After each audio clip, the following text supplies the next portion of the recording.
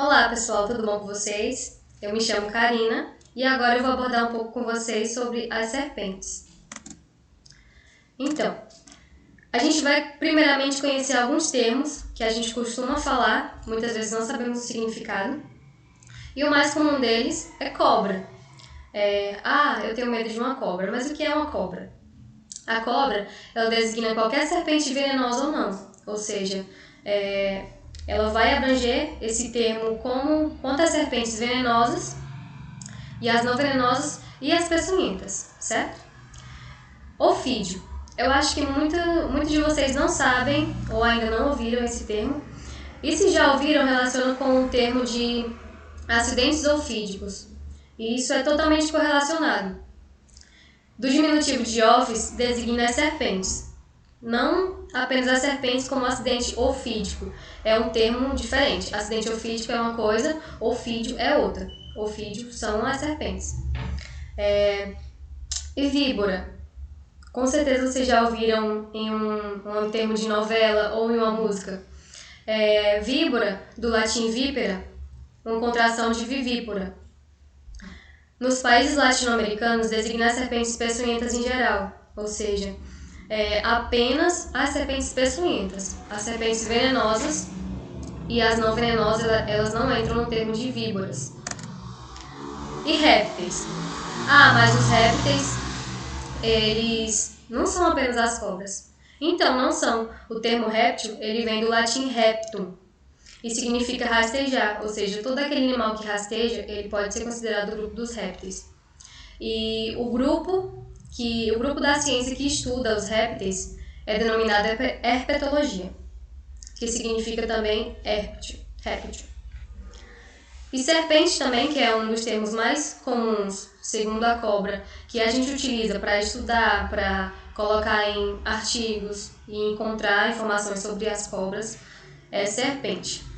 É até mais fácil porque no Google ele vai buscar o termo serpente como aquele animal que rasteja, ou seja, só vai designar apenas as serpentes. Então, para um trabalho científico, é muito mais viável a gente colocar serpentes do que cobra. Cobra ele vai te trazer inúmeros resultados, mas quando você colocar serpente, caso você queira estudar uma área desses répteis, você coloca serpente. E eu queria saber se vocês sabem diferenciar um animal peçonhento e um animal venenoso. Muitas pessoas ainda podem não saber diferenciar e é um termo com um significado bastante diferente que pode ter uma confusão enorme, caso você não saiba. Então, animais peçonhentos, eles possuem glândulas que vão inocular e podem inocular o veneno na pessoa ou até no animal predado. Ou seja, o veneno ele se comunica com dentes ocos, ferrões ou agulhas, por onde o veneno passa ativamente. Já os animais venenosos, eles produzem o veneno, mas eles não possuem um aparelho inoculador. Então, o animal peçonhento é aquele que possui um aparelho que pode transmitir o veneno em contato ativo com a pessoa. Já o venenoso, ele provoca envenenamento passivo, caso ele entre em contato com a pessoa. Muitas pessoas, eu já ouvi falar muitos termos de que uma cobra venenosa me picou. Mas é totalmente equivocada a palavra, porque um animal venenoso, ele não possui nenhum aparelho para repassar esse veneno. Então, eu quero que vocês coloquem na cabeça de vocês a diferença de animal peçonhento e animal venenoso, que é muito importante futuramente em qualquer tipo de animal que possa se designar peçonhento ou venenoso, não apenas as serpentes, ok? Então, agora algumas lendas populares da cultura popular, que eu acho que a maior parte de todos vocês já ouviram alguma delas. E a primeira é que as cobras hipnotizam. Não sei se vocês já assistiram o filme Karate Kid, mas o personagem principal, ele tem um momento que ele fica meio como se ele estivesse hipnotizando a cobra ou se a cobra estivesse hipnotizando ele. Mas esse é um termo totalmente equivocado também. Como o próprio nome diz, é uma lenda, certo? As cobras, elas não possuem o poder de hipnotizar. Elas não têm pálpebras. Os olhos delas são totalmente desprovidos de nenhum auxílio ocular. Então, elas não piscam. E isso faz com que elas fiquem totalmente vidradas, olhando para a pessoa. E a pessoa pode ver isso como se elas estivessem as hipnotizando, mas é totalmente equivocado. Outro termo que as pessoas usam bastante no dito popular é que a cobra correu atrás de mim.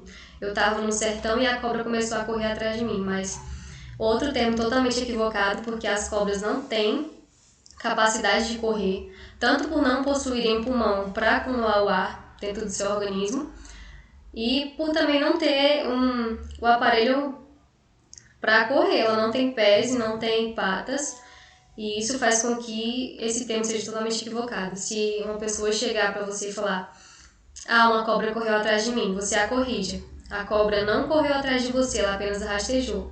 A cobra, ela tem a capacidade de rastejar e não de correr, certo?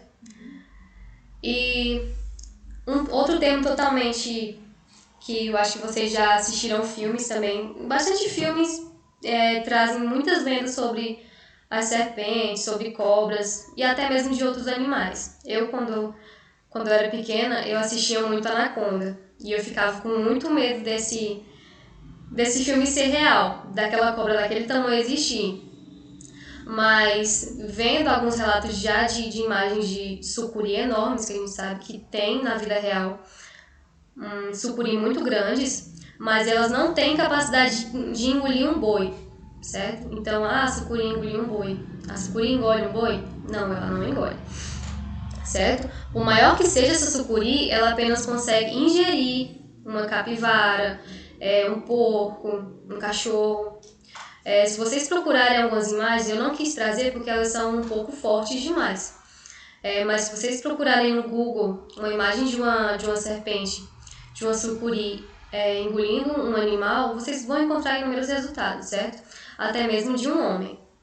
Vocês podem ver que já teve um relato de uma sucuri que engoliu um homem e infelizmente ele perdeu a vida, né? Mas elas não têm capacidade de engolir um boi, que é um animal muito grande, né? Eu acho que 2 vezes maior do que um homem. Bastante pesado. Então, outro termo, não é nem termo, é uma cultura mesmo que a gente criou de achar que existe cobra de 2 cabeças.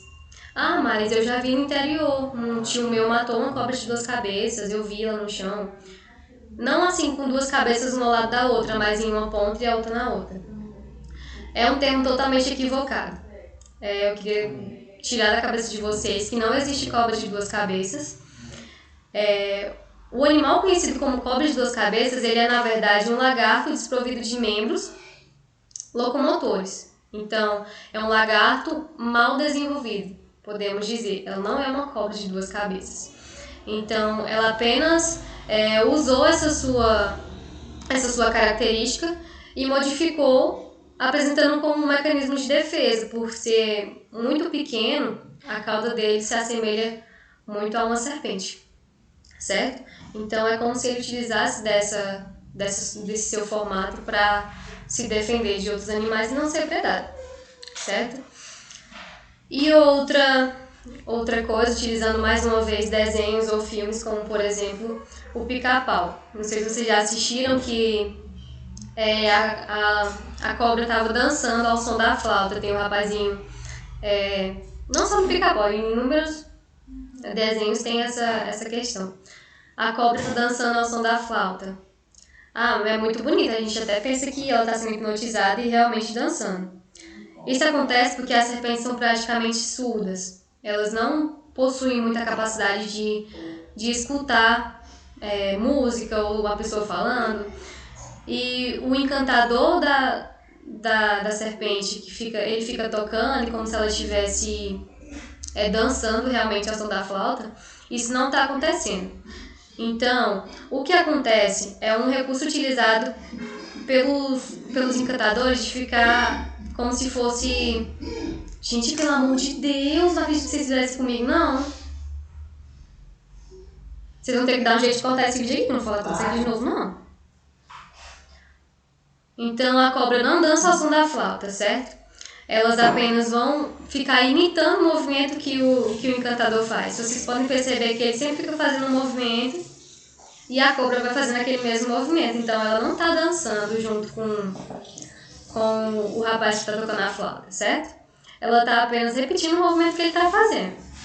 Porque ela está como se ela estivesse imitando ele, certo? E agora a identificação das serpentes. A identificação das serpentes ela é muito importante para inúmeros fatores. Mas um dos principais deles é a importância de a pessoa ir no hospital após ser picada ou envenenada por uma serpente, pela dispensa nos hospitais ser mais rápida. Ou seja, caso você saiba identificar se a serpente foi é venenosa ou não, se a serpente é peçonhenta ou não, a sua dispensa no hospital vai ser muito mais rápida. O médico vai poder dar as orientações corretas para você e saber te orientar da maneira mais correta possível, certo? E também viabilizar o reconhecimento das espécies de importância médica em âmbito regional. Se todo mundo aqui tivesse um conhecimento de que tal serpente ela é muito importante para a medicina, tanto para produzir alimentos, para produzir medicamentos, e até mesmo soro antiofídico para usar contra ela mesma, caso ela possa envenenar uma pessoa. Então, o seu próprio veneno pode ser o remédio para isso, certo? E auxiliar até mesmo na identificação do antiofídico que está sendo administrado. É justamente isso que eu acabei de falar para vocês. E sobre as serpentes serem peçonhentas e não peçonhentas, isso é um fator que faz com que as pessoas se percam muito no conhecimento sobre saber ou não identificar se uma serpente é peçonhenta ou não. Muitas pessoas hoje em dia vêm causando muita morte precoce de serpentes por matarem ela mesmo intencionalmente, achando que sejam peçonhentas, mas não são. Uma serpente peçonhenta ela possui a cabeça recoberta por escamas ásperas, como as do resto do corpo. Ela possui ausência de placas grandes na cabeça, a sua pupila é em forma de fenda vertical e ela também possui a presença de fosseta loreal. Já a serpente não peçonhenta, ela tem a presença de grandes placas na cabeça, a sua pupila é muito arredondada e ela também tem a ausência de fosseta loreal. Então, tudo que uma serpente peçonhenta a serpente peçonhenta não é, certo? E muitas vezes elas podem vir a ter a sua extinção caso as pessoas não tomem conhecimento de identificação das serpentes não peçonhentas e acabam matando-as achando que podem lhe trazer algum risco de acidente ofídico, certo? Aqui uma pequena tabela de definição de cobra peçonhenta e cobra venenosa, certo? Vocês podem dar um pause nesse vídeo e estudar profundamente ou tirar um print, que isso aqui pode servir muito na vida de vocês futuramente, certo? Então eu não vou destrinchar, como podemos dizer, essa tabela, porque é uma coisa que você pode anotar no caderno, certo? E usar mesmo para saber identificar futuramente uma cobra peçonhenta de uma cobra venenosa. Aqui um exemplo de cobra não peçonhenta, que está muito presente, ela está presente aqui também no Cerrado, na Caatinga, a cobra caninana. Ela é uma serpente não peçonhenta com hábitos semi-arbóricos, muitas vezes pode ser encontrada em árvores.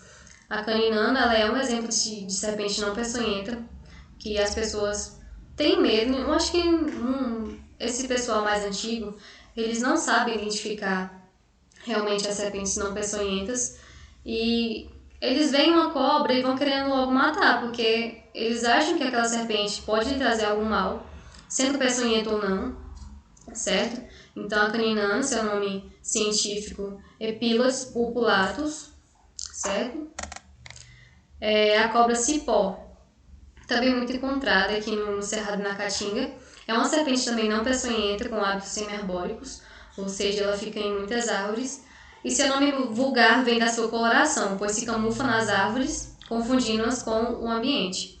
Então ela pode se camuflar na árvore, e a pessoa pode confundi-la com mesmo um cipózinho bem fininho, porque ela é bem assim fininha. A cobra d'água também, ela possui hábitos aquáticos, se habita em rios e lagos, alimenta principalmente de peixes e anfíbios.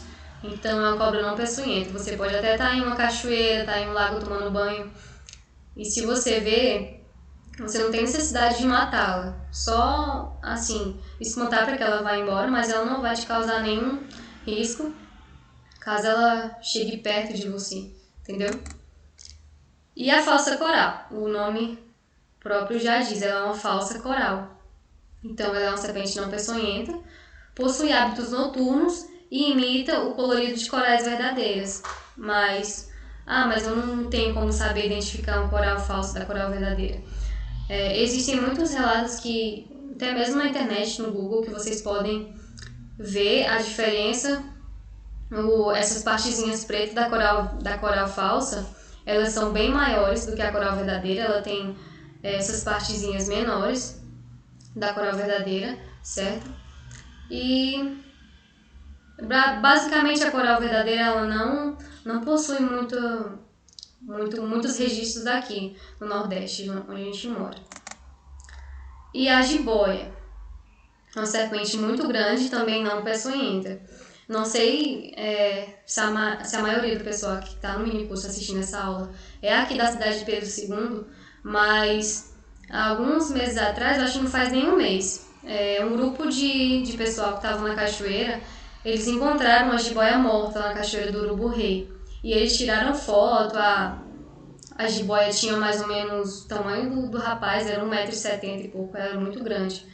E eles dizem que já encontraram morta, né? E a gente não sabe se ela caiu lá de cima ou se um grupo que chegou antes matou.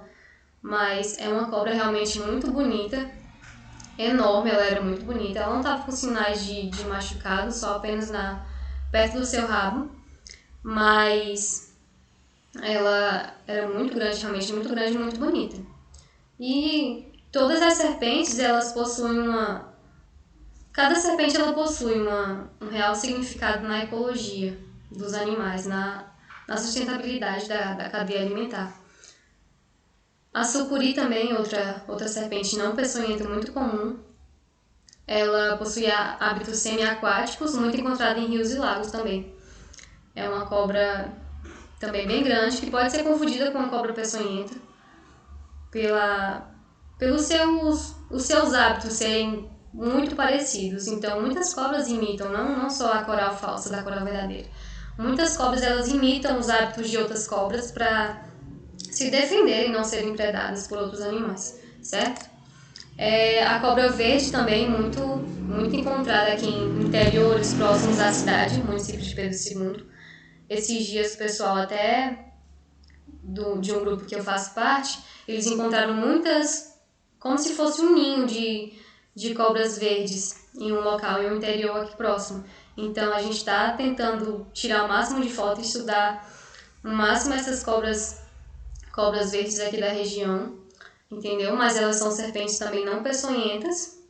E apesar de pertencer a um grupo das não peçonhentas, elas podem causar alguns acidentes, certo? Elas são meio perigosas, mas não é nada que vá te causar um mal muito grande, caso você tenha contato com ela, certo?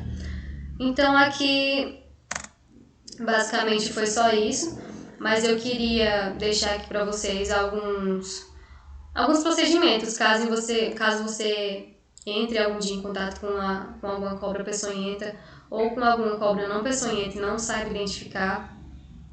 E se você for picado por uma serpente, você não passa nada no local. Vou passar um pano, vou passar álcool. Não, você não passa totalmente nada, você vai direto ao hospital.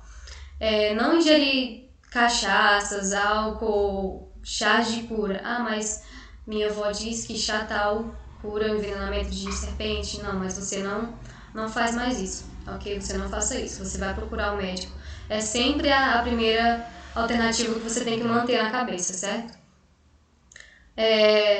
Não fazer cortes no local da picada, mas eu tenho que cortar para o veneno sair. Aí você pode causar um mal, que pode até não ter mais, não ter mais melhoras ali naquele seu ferimento, certo?